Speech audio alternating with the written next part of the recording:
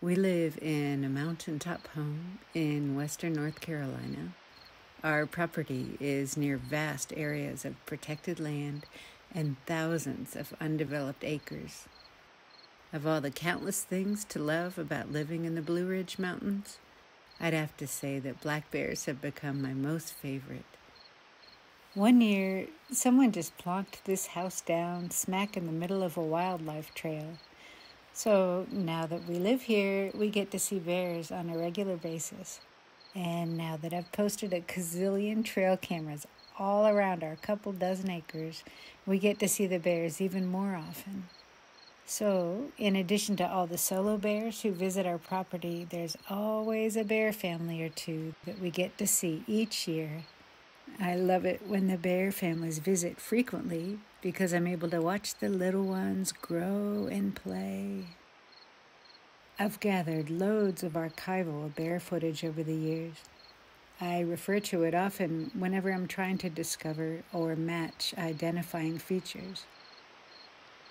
The more bears I get to witness and record, and the more frequently those bears come to visit, the greater the chance I'll be able to identify individual bears from year to year. So I was thrilled when I realized I already knew this year's main mama bear. I had watched her throughout most of last year when she was still young and had not yet had her first litter of cubs. I call her Sadie, formerly known as Scruffy Sadie Saddlebags. Sadie's main identifying feature is the set of dark circles around her eyes. I call them panda eyes. This kind of color and pattern is very common among bears, but Sadie's eye circles seem to be a little more dramatic than most. Even when Sadie lost her scruffy fur last autumn and had gained enough weight in anticipation of winter, her adorable panda eyes remain the same. Last year, I watched Sadie courting with a couple different males during bear mating season.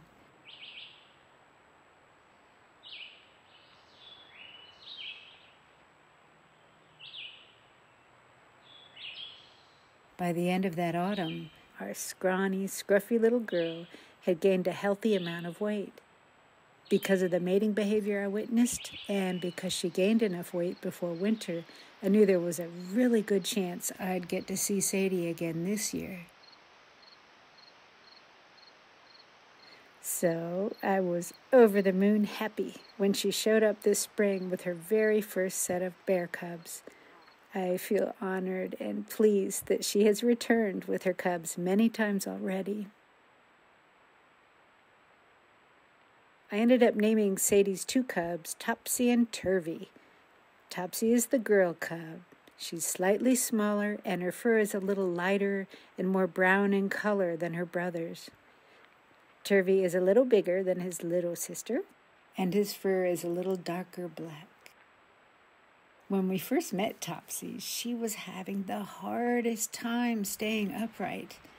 The littlest surprise movement would tip her off her feet and send her sprawling. At first, I was worried there was something wrong with her, but I'm happy to report that Topsy is doing just great now. She's outgrown the inspiration for her name, and that's a really good thing.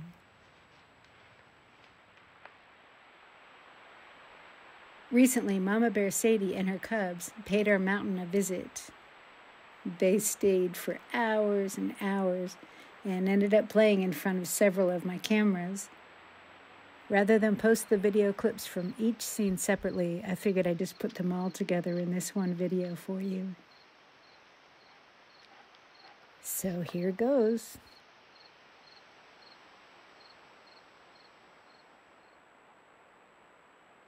The family started the day in the White Garden.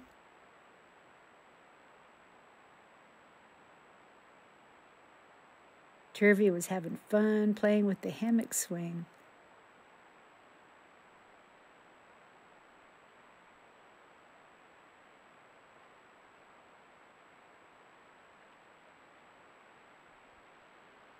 I had just put out some really stinky soap to deter the deer from eating the rest of my caladiums. Unfortunately, strong scents like that tend to attract the bears, and it appears Topsy got a mouthful. Our dog Samson has done the same thing, and he hates it. I can't stand that soap either.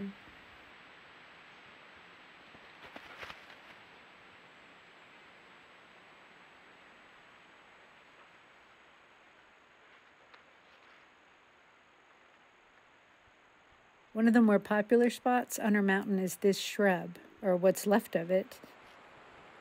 In addition to providing sustenance, conifers like this shrub are also a great means for communication.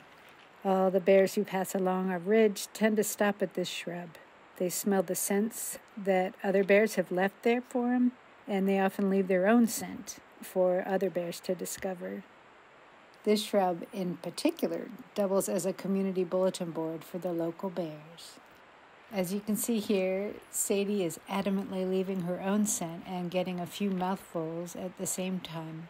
And her cubs are learning by example to do the same thing. The smell of the bark and the sap must be irresistible.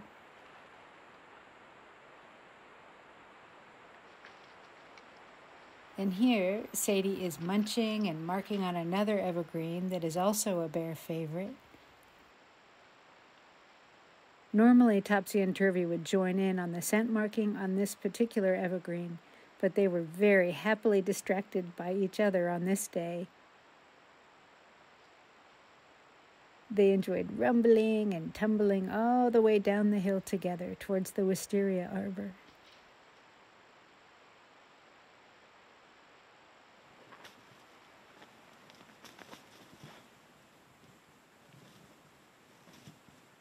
I mounted a trail camera on the inside of my wisteria arbor a couple months ago. I was hoping to capture footage of a bear on the bench, since a lot of bears like to hang out there. Sometimes they just rest on the cushion like we humans would do.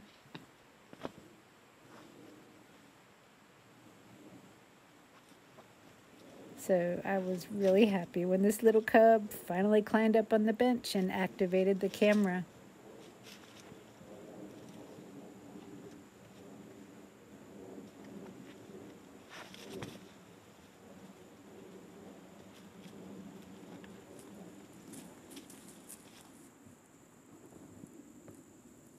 The clearing below the wisteria arbor is another really popular spot with the bears. That's why I put a couple toys down there for them. Sadie played down there frequently last year, but since she's had cubs, she hasn't been nearly as playful. So it was really nice to see that she was enjoying herself again. And I really love seeing her engage with her cubs in this playful way.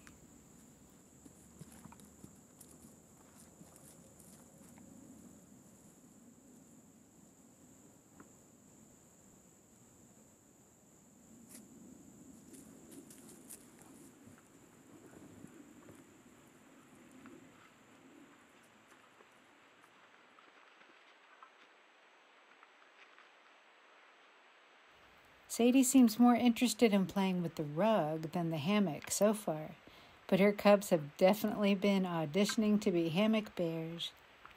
Topsy is the winner. She's the first of Sadie's cubs to make it up onto the hammock, while Turvy's been hanging out below.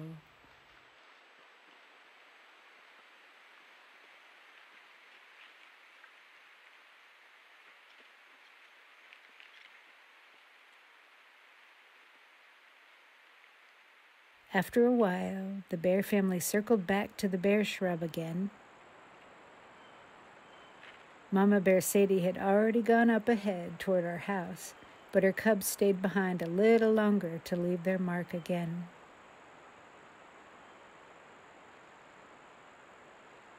Topsy and Turvy then followed their mama up onto our patio.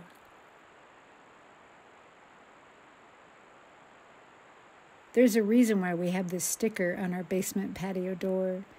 If you hang out on the basement level long enough, you'll likely see wildlife passing by the glass door and windows. My husband and I don't need reminding, but some of our guests do.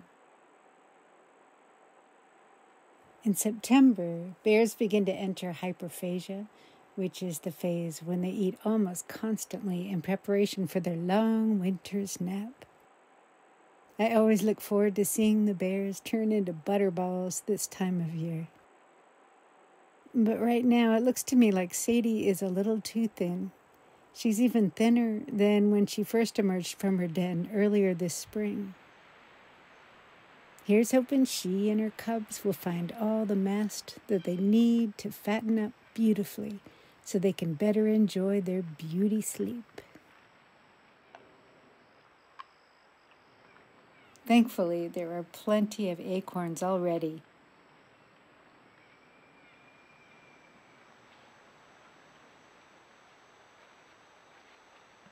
After a nice long day of play, the bears wanted a little refreshment before leaving. The Rub-a-Dub Tub is a super popular spot with all the local wildlife, most especially the bears. And when Sadie was younger and not yet a mother, she spent a lot of time in and around the tub.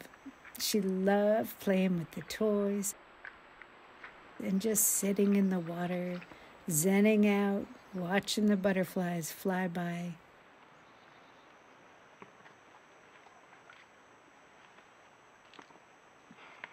But now it's the cubs' turn to enjoy the water and the toys.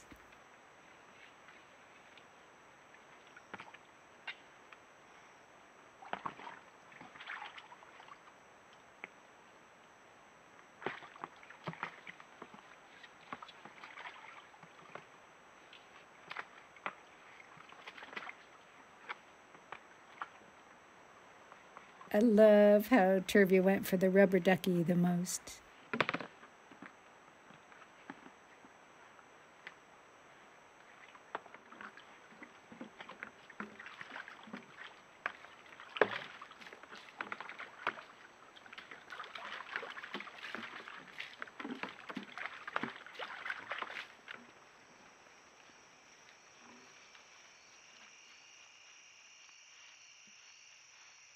This clearing is another place the bears enjoy. It's right along a popular wildlife travel corridor. I placed a couple toys here too, since the bears often enjoy playing and foraging here.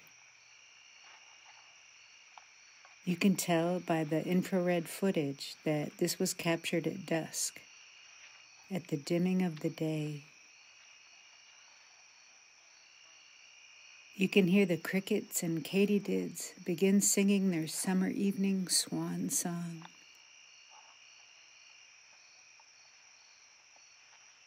Their evening chorus is already starting to wane as we head further and further towards autumn.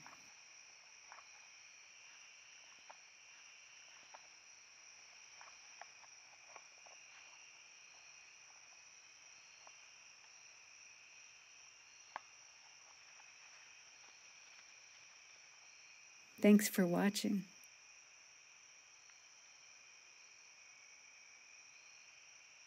If you enjoyed this video, I'd love it if you clicked like. Those likes can make a huge difference for a creator like me.